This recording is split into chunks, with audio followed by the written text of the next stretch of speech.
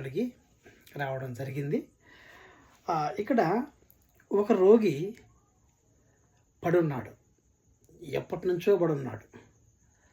ఆ రోగికి ఉన్నటువంటి ఉద్దేశం ఏమిటంటే, ఆ కోనేటి నీళ్ళల్లో, ఆ కోనేటిలో ఎప్పుడైతే పరిశుద్ధాత్మ అనగా పావురము వచ్చి దానిపైన వాలుద్దో, వాళ్ళప్పుడు ఎవరైతే ముందుగా దాంట్లో దూకుతారో, దూకిన వ్యక్తి మొదటగా బాగుపడటం అనేది అతను తెలుసుకున్నటువంటి నియమం. అయితే ఈ ఈ రోగి పరిశుద్ధాత్మ అనగా పావురము ఎప్పుడైతే వచ్చి వాలుతుందో, వాళ్ళు వెంటనే ఇతని కంటే ముందు ఎవరో ఒకరు దూకేస్తున్నారు, వాళ్ళు స్వస్థపడుతున్నారు. ఇతను స్వస్థపడలేకపోతున్నాడు. అయితే ఆ సమయమున ప్రభు అయిన యేసుక్రీస్తు ఆ వ్యక్తికి ప్రత్యక్షమైనప్పుడు